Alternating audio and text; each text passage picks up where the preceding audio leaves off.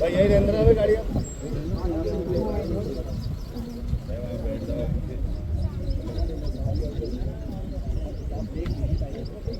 गाड़ी बंद कर लो बंद